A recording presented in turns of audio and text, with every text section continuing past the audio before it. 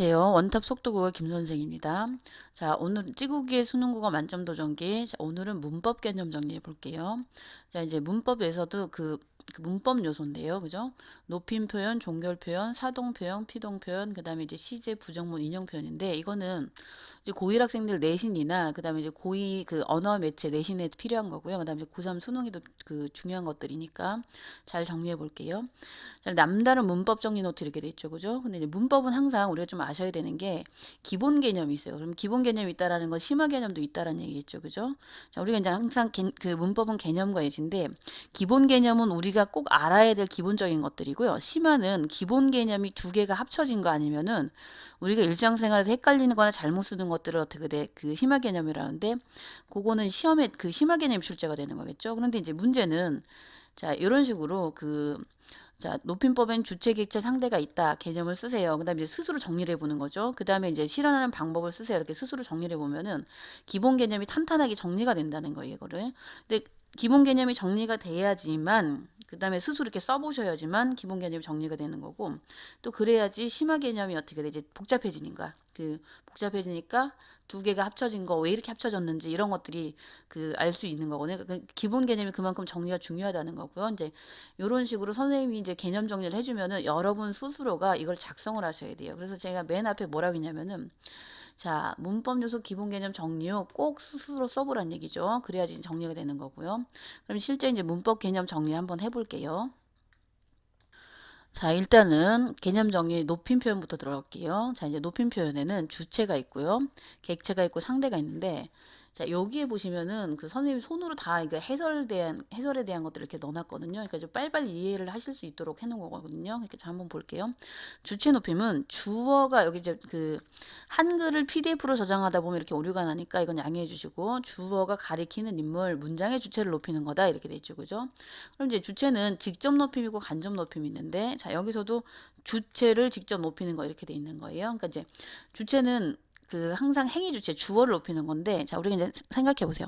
나는 너를 사랑해 하면은 사랑하는 주체는 누구예요? 나가 되는 거죠. 주어. 그다음에 사랑을 당하는 건 넌데 이게 객체가 되는 거예요. 목적어 이런 것들 그죠? 그러니까 우리는 생각하셔야 되는 거는 자, 선생님께서 벌써 도착하셨어. 그럼 도착한 사람 누구예요? 선생님이죠. 그죠? 그러니까 만약에 이걸 쉽게 이해하려면은 철수가 도착했다. 이거를 어떻게 바꿔보면 되는 거. 아니면 내가 도착했다. 이걸 바꾸면 선생님 높은 사람이니까 깨서가 되는 거고 끝말이 어떻게 하셨어 이렇게 되는 거고 철수가 낮잠을 잔다인데 그거를 어떻게 돼 바꿔보면은 할아버지 깨서가 되는 거고 그 다음에 주무신다. 그러면은 자, 주체는 주체 높이면은 직접 높임인데 사람을 직접 높이는 거고요. 주격조사 깨서를 쓰는 거고 그다음에 이제 이렇게 끝말이 계시다, 편찮으시다, 주무시다 이렇게 끝말을 바꿔주면 되는 거고요. 그다음에 이제 간접 높임 같은 경우는 주체와 관련된 건데 자, 예를 들면은 할머니의 귀가 밝으십니다. 그럼 자, 철수기가 밝아랑 할머니 귀가 밝아 이렇게 했을 때 할머니는 그래도 높은 건데 귀는 귀님이 아니죠. 귀님. 그죠? 그 사람 자체가 아니니까 귀 자체를 높여줄 필요가 없죠. 이럴 때는 간접 높임이라 해서 간접 높임은 그 사람의 생각, 사상, 소유물에 해당되는 것들 높이는데 자, 여기 그 높임 선언하면 시를 했죠. 그죠? 밝으십니다 해서 시를 쓰는 거예요. 그죠? 그래서 이제 그 할머니의 귀가 밝으십니다 하면 어떻게 높임 선언어라면 시가 쓰여서 간접 높임이 된다. 말씀도 선생님 말씀님이 아니니까 말씀이 타당하십니다. 이래갖고 타당하다 해서 시를 넣어서 간접 높임이 된다는 거죠. 자, 그다음에 이제 객체는 우리가 목적어나 부사를 높이는 건데요. 자, 볼게요. 목적어를 높인다라고 치면은 자, 쉽게 얘기해서 어머니께서 할아버지를 데리고요, 모시고요. 모시고겠죠, 그죠? 그 다음에 내가 어머니를 뵙다. 그 다음에 이제 예를 들면은 나는 동생에게 과일을 주었다는데 선생님으로 바뀌니까 선생님께 과일을 드렸다. 이렇게 되는 거죠. 그러니까 이제 우리가 그 객체 높임은 목적어나 부사를 높이는 건데 이걸 외우시면 돼요. 뭐뭐를 뵙다, 뭐뭐께 드리다, 뭐뭐께 여쭙다. 이 정도만 있다라는 거 알고 가시면 되고요. 근데 이제 상대 높이면 상대방에 따라 끝말이 달라지는 건데 여기 이제 평서법 있죠. 그죠? 이거 중심으로 정리하시면 되는 것들인데 이거를 다 일일이 외울 수가 없겠죠. 그죠? 외우기도 힘들고. 그러니까 이제 우리가 격식체는 공식적인 자리에서 그래서 이제 높여주는 게 요거 두 개거든요. 그러니까 이제 하십시오. 대통령이 높은 사람이었을 때 어서 오십시오 이래고 끝말이 높은 거니까 합니다로 끝나는 거고요. 그다음에 이제 선배나 약간 나보다 높은 사람이었을 때는 어떻게 부탁하듯이 그 일을 하여 주오 부탁하듯이니까 하오가 되는 거고, 이걸 끝말이 이제 하오가 되니까 하오체가 되는 거고, 이건 이제 낮춤인데 이거는 보통 낮춤, 아주 낮춤이 되는 거예요. 그래서 이제 후배가 왔을 때는 뭐뭐 하게나 일을 하게나 해서 어떻게 하네 함세 이런 식으로 되는 거 살짝 낮추는 거고요. 그다음에 이제 제가 그 예를 들면 동생한테 이것 좀 해라 하면 어떻게 돼? 부탁 그 명령하듯이 하는 거니까 해라. 근데 이건 한다가 이제 해라체가 되는 거고요. 근데 이제 친한 사람들끼리는 비격식체라고 얘기하는데 이건 이제 요거 두 개를 같이 묶어서 해요체가 되는 거예요. 해요, 해체. 그다음에 이제 요거 두 개를 같이 묶어서 우리 해 일을 하자 이러니까 어떻게 돼? 해체가 되는 거고요. 그러니까 이제 평서법 중심으로 정리하시면 되는 거고요. 자, 그 다음에 종결 표현 볼게요. 종결 표현은 끝맺는 말을 종결 표현이라고 얘기하죠. 그죠? 이제 평서문, 의문문, 그 다음에 명령문, 청유문, 감탄문. 이거는 뭐 중학교 때부터 배우니까 다 아시는 것들인데, 평서문은 뭐뭐 다로 끝나는 거고요. 의문문은 이제 의문문이 중요한 거죠. 설명, 판정, 수사가 있는데, 설명은 일정한 대답을 요구하는 거예요. 너 지금 무엇을 먹고 있니? 밥. 철수 어디 갔니? 서울. 이런 식으로. 판정은 당연히 어떻게 돼? yes, no의 대답을 요구하는 거. 그러니까 너 밥 먹었니? 예. 철수 집에 갔니? 아니요. 근데 이제 수사는 굳이 대답을 요구하지 않고, 자, 쉽게 얘기해서 우리 창문이 열렸어요. 창문이. 그러면 철수야 창문 좀 닫아줄 수 없겠니? 그럼 형태는 의문문이지만 없겠니? 의문문이지만 닫아주세요라는 어떻게 돼? 명령의 효과가 있다라는 거죠. 아무렴 철수한테 책 한 권 못 사줄까? 사줄 수 있어. 그러니까 어떻게 돼? 서술의 효과. 그 다음에 이제 똑바로 서지 못하겠니? 명령의 효과. 똑바로 서세요. 이런 명령의 효과가 있다는 거고요. 그다음에 이제 명령문은 어떻게 돼? 먹어라. 그죠? 뭐뭐라 이렇게 되는 거고, 청유문은 뭐뭐 하자. 근데 명령과 청유를 비교할 때 우리가 명령의 강제성이 더 강하다라는 거 알고 가시면 되고요. 감탄문은 자 감탄형 종결어미를 쓰는 건데 뭐 아름답구나, 뭐뭐구나, 뷰티풀하구나 이런 식으로 이제 쓰시면 되는 거고. 그러니까 종결 표현은 평서문, 다, 의문문 요거 이제 세 개 정리해 주시면 되고, 요거는 뭐뭐 해라, 뭐뭐 하자, 그다음에 뭐뭐 하는구나 요거 알고 가시면 되고요. 자, 우리가 이제 가장 어려워하는 것 중에 하나가 이제 사동하고 피동 표현인데요. 이제 이거 사동 표현이랑 피동 표현은 개념 정리가 잘 되셔야 돼요. 일단 사동의 의미는 주어가 남에게 동작을 시키는 거 일단. 그러면 어떻게 주동은 스스로 하는 거예요. 자, 철수가 책을 읽는다 하면 어떻게 돼? 스스로 읽는 거는 주동이 되는 거고요. 엄마가 철수에게 책을 읽힌다 하면 어떻게 돼? 동작을 시키는 게 그 사동이 되는 건데, 자, 이제 한번 볼게요. 자, 그 주동사가 형용사나 자동사일 때 주동문이 주어가, 자, 이거 복잡하니까 이걸 먼저 정리할게요. 예를 한번 볼게요. 자, 길이 넓다예요. 이게 주동문이 되는 건데, 그럼 이제 사람들이 길을 넓혔다. 이게 사동문이 되는 거고, 넓도록 시키는 거고, 그 다음에 미니가 스스로 책을 읽는다인데, 이게 주동문이에요. 미니 스스로 읽을 때는. 자, 이제 바뀌는 패턴을 잘 이해하시면 되는데, 선생님이, 그럼 시키는 사람이 새로운 주어가 등장을 했다라는 거예요. 그 다음에 미니에게 해서 주어가 뭘로? 능동문의 주어, 그 주동문의 주어가 부사어로 바뀌는 거고, 책을, 이건 변함이 없고, 읽는다가 읽히다가 되는 거죠. 그죠? 자, 이제 이렇게 이해하시면 되는데, 이걸 한번 볼게요. 자, 이제 사동은 그죠? 주어가 행위 주체가 스스로 행동하는 것들인데, 아, 이 주동문이 들어가야 되는 거네. 그죠? 주동문은 스스로 하는 거고, 주동문의 반대가 사동문이죠. 그죠? 이제 사동문은 누군가 시킨다는 의미인데, 선생님께서 미니에게 책을 읽히다 하면 일단 새로운 주어가 등장을 했고, 그다음 미니에게 주어가 부사로 바뀌었고, 읽히다가 어떻게 돼? 읽다에서 히가 들어갔으니까 이일이 우추라는 사동형 접사가 들어가고, 끝말이 아니면 뭐뭐 하게 하다 해서 이거 통사적 사동문이라는데, 여기를 한번 볼게요. 자, 이제 그 종류가 파생적 사동문은 이거를 파생형 접사라고 얘기하거든요. 그러니까 그 사동형 접사라고 얘기해서 파생적 사동문인데, 이제 이희리기 우구추 내지는 시키다가 들어가는 거예요.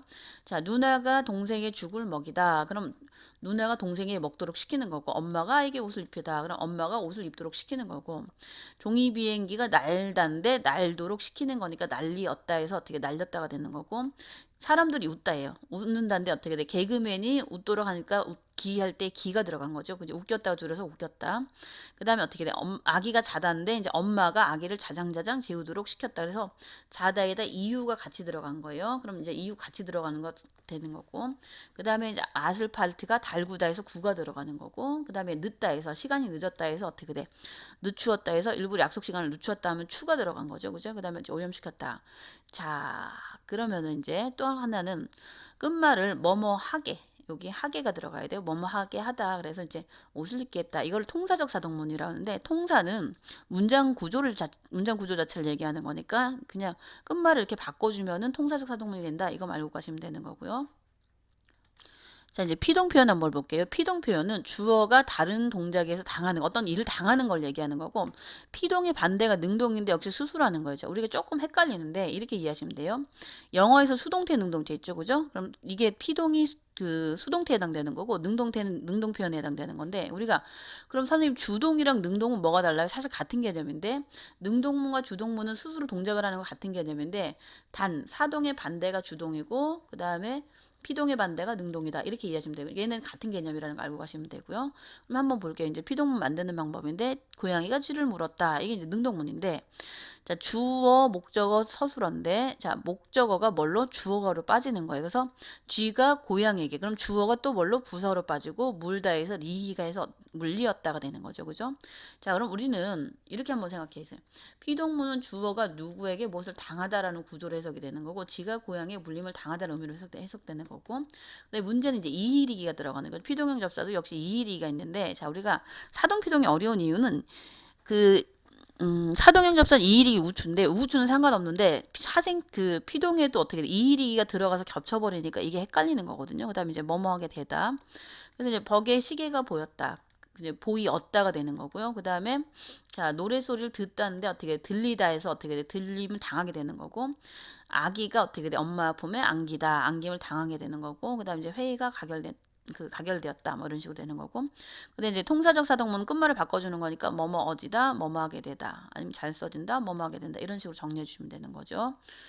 자, 그러면 이거는 기본적으로 알고 가셔야 되는 게, 자, 이것만 좀만 보세요.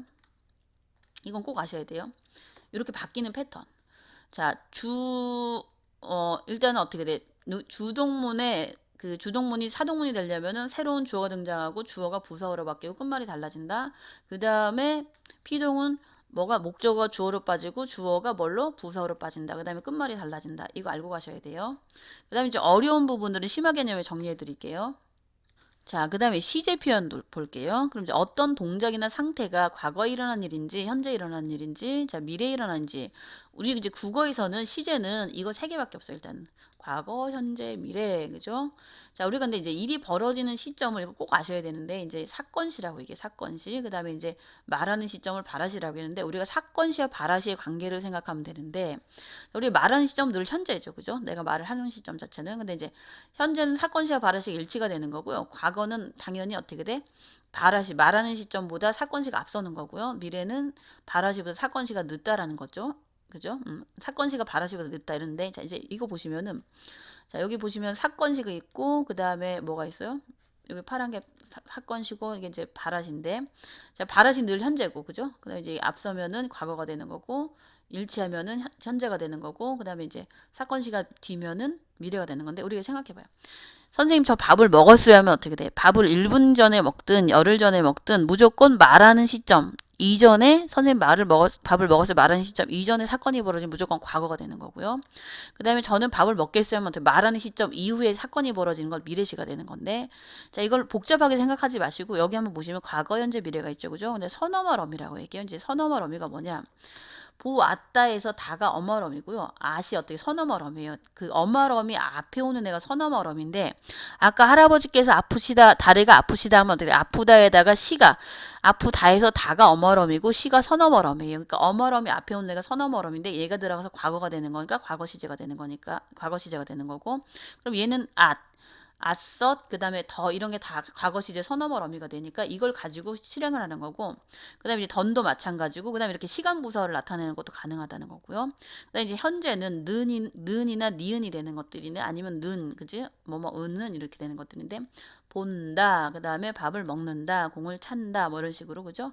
차는 이런 식으로 되는 거고요. 그 다음에 이제 미래는 보통 get이만 있는데 이제 get은 보세요. 저는 곧 가겠습니다. 아직 안 가죠. 이제 가겠다는 얘기고. 그런데 이제 중요한 거는 미래가 좀 쓰임이 많은데 이건 좀 이따 정리해 드릴게요. 그 다음에 이제 뭐뭐 할 것, 그 다음에 받을 것, 그 다음에 이렇게 시간 부서 내일 이걸 써도 가능하다는 얘기죠. 자, 그 다음에 이제 동작상이 있고 완료가 있는데, 자, 이제 그 동작상에는 진행상이 있고 완료가 있는데 진행은 어떤 일이 계속 진행되는 거. 영어로 치면 ing 붙는 거죠. 그죠? 그러니까 뭐뭐 이것만 아시면 돼요. 뭐뭐고 있다, 뭐뭐 어간다, 뭐뭐 오면서. 그러니까 밥을 먹고 있다는 뭐뭐 하는 중이다로 해석이 되면 되는 거예요. 말라가는 중이다. 그죠? 그다음에 어떻게 돼? 그녀는 웃으면서 대답했다. 그러니까 이제 영어로 치면은 진행형 ing 넣어서 해석하면 되는 것들인데 이제 우리 요거만 정리를 해 주시면 이해가 빨라지겠죠. 그죠? 그래서 여기 ing를 넣어서 해석이 가능하면 진행형이 되는 거고. 그죠? 근데 완료는 자 예를 들면 어떻게 돼? 짜장면을 다 먹어버렸어. 이미 동작이 끝난 거죠. 먹는 게 끝난 거고 뭐 있다 그다음에 뭐뭐 고소인데 이제 이게 많을까요? 이게 지연이가 의자에 앉아 있다는 거는 그 일회성 동작이에요. 의자에 한 번 앉는 게 딱 끝나는 거잖아요. 그러니까 애들이 그 여러분들이 주로 뭐로 많이 착각하냐면은 진행으로 착각하는데 이거는 반드시 알고 가셔야 돼요. 그 완료다.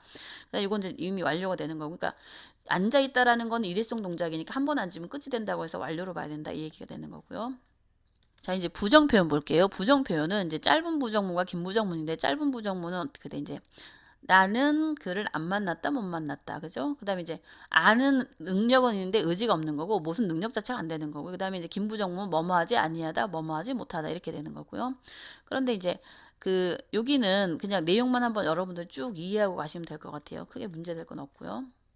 자, 인용 표현은 다른 사람의 말이나 글을 끌어다 쓰는 것들인데 이제 직접 인용이고 간접 인용이 있는데 직접 인용 이렇게 큰 따옴표를 넣어주는 거예요. 큰 따옴표. 저는 이렇게 큰 따옴표를 넣어주는 거고 간접 인용은 큰 따옴표가 없는 거예요. 그거 말고 다시면 되는데 여기 직접 인용이 빠졌네. 직접 인용은 큰 따옴표 뒤에 뭐뭐라고 조사예요. 조사라고를 쓰는 거고 간접 인용 고를 쓴다. 요거만 반드시 아시면 돼요. 라고 고. 그 다음에 이제 볼게요. 한번 예를 한번 볼게요. 어머니께 철수학교 갔니? 라고 이제 여기 큰 따옴표가 들어가야 돼요. 라고 물으셨다. 그러니까 이건 직접 인용이 되는 거고 그 다음에 이제 어머니께서 철수학교 갔냐고 그죠? 그러니까 라고랑 그 차이 아시면 되는 거고 철수는 저책이 너무 어려워서 못 읽겠어요. 라고 했다. 그럼 이제 직접 인용이니까 라고 근데 철수를 어떻게 돼? 저니까 이거를 어떻게 제기대명사라 여기죠. 앞에 나온 인물을 다시 한번 받아줄 제기대명사니까 저니까 이건 어떻게 자기가 되는 거죠. 못 읽겠다 얘기했다. 할아버지께서 나에게 꼭 연락하거라. 그럼 여기서 나는 할아버지를 얘기하는 거죠. 그러니까 이제 이건 직접 인용이 되는 거고라고. 할아버지는 당신에게 이게 이제 할아버지 자신에게라고 하는 게 아니고 이제 우리가 자신에 해당되는 게 높이면은 그 당신이 되는 거거든요. 그러니까 이렇게 이제 3인칭일 때 제3인칭 대기대명사 중에 당신이라는 게 있어요. 당신은 보통 you 할 때는 2인칭으로 쓰이는데 3인칭 제기대명사를 쓸 때는 당신으로 쓰이니까 우리가 이제 보통 철수가 자기에게 뭐 이렇게 얘기하는데 우리가 이제 이거를 할아버지는 어른이니까 높일 땐 당신이라고 해서 제기대명사로 쓴다는 거죠. 그러니까 할아버지 당신 이렇게 쓰는 게 맞다라는 거고요. 자, 이제 기본 개념이 끝났고요. 이제 심화 개념이 이따가 따로 해드릴 거고. 자, 이제 볼게요. 이거를 스스로 한번 써보시는 거예요. 아까 개념 본 걸 가지고 써보시고 선생님이 이렇게 답을 해놨잖아요. 그죠? 이렇게 답을 해놨는데 이 예문 같은 경우는 스스로 만드는 건 절대적인 게 아니에요. 그냥 이런 개념들만 제대로 정리되고 의미만 통하면 되는 것들인데 자, 이제 본인이 한 거랑 선생님이 한 거랑 비교를 해주시면 어떻게 내가 어떤 건 잘 됐고 어떤 건 못 됐으니까 그걸 비교할 수가 있겠죠. 그래서 비교해서 약한 부분만 또 메꿔주시면 되는 거예요. 자, 그러면 주체, 객체, 상대 높임의 개념. 자, 이렇게 주체, 행위 주체를 높인다. 객체를 높인다. 그 다음에 상대방에 따라 끝말이 달라진다. 어머니께서 집에 가신다. 그럼 이건 주체 높임이 되는 거고 어머니께 여쭙다. 할머니를 모시고 부서를 높여주고 목적어를 높여주니까 객체구나. 그다음에 어서 오십시오. 합수조체가 쓰이는 거다. 그 다음에 이제 주체 높임을 실현하는 방법. 철수가 집에 있다인데 이걸 할아버지로 바꿔보란 얘기죠. 그러니까 깨서로 바뀌고 주격조사가 바뀌고 계시다. 그 다음에 깨서 편찮으시다. 이렇게 되는 거죠. 그죠? 다리가 그 다음에 어떻게 아프시다. 이건 간접 높임에 해당되는 거다. 그렇게 이해하시면 되는 거고. 자, 그 다음에 이제 주체와 객체를 구분하는 방법이 무엇인가? 그럼 어머니께서 집에 가신다니까 이건 어머니를 높여주는 거 주어를 높이는 거다. 그 다음에 이제 객체는 아버지를 모시고 목적어, 부사를 높인다. 그럼 주어, 목적어, 부사어 이렇게 이해하시면 돼요. 객체가 이제 목적어, 부사어다. 근데 사동, 피동 개념은 사동 이렇게 피동 써주시면 되고 주동문을 사동으로 고쳐보란 이유가 이렇게 바뀌는 패턴을 이해해야 돼요. 뭐가 주어, 목적어, 서술어가 있는데 새로운 주어가 등장하고 주어가 뭘로 부사어로 바뀌고 끝말이 이렇게 달라진다. 역시 새로운 주어가 등장하고 뭐가 주어가 부사어로 바뀌고 끝말이 달라진다. 이런 식으로 다 정리를 해주시란 얘기죠. 예문은 스스로 하시면 되는 거고요. 자, 역시 어떻게 돼? 경찰이 도둑을 잡았다 해서 이렇게 스스로 예문들을 만드는 거예요. 그러니까 도둑이 경찰에게 잡혔다. 토끼가 사냥꾼에게 쫓겼다. 철수가 아이들의 반장으로 뽑히었다. 아기가 엄마에게 안겼다. 이런 식으로 정리를 해주시란 얘기고요. 자, 그 다음에 이제 시제 한번 볼게요. 시제는 뭐 어려운 거 없잖아요. 그죠? 자, 현재, 과거, 미래 시제 선어멀음이니까 이제 현재는 는을 쓴다. 과거 시제는 엇을 쓴다. 미래 시제는 개를 쓴다. 근데 이제 개 쓰임이 아까 그 얘기해 준다 했죠. 복잡한데. 자, 나는 먹겠다면 가능성이 되는 거고 꽃이 피었겠다 하면 어떻게 돼? 현재 사실을 추측하는 거고 성공하겠다는 의지를 나타내는 거고 내일 가겠다는 건 미래를 나타내는 거고 더가 과거 시제를 나타내는 거죠. 근데 이런 경우는 철수가 되게 내가 도서관에 공부하더라 안 되겠죠. 1인칭이 안 되는 거예요. 이럴 경우는 더가 과거 시제를 나타낼 때는 3인칭만 되는 거고 그다음에 내가 인생을 돌아보니 참 허무하더라 할 때 더는 무엇이다?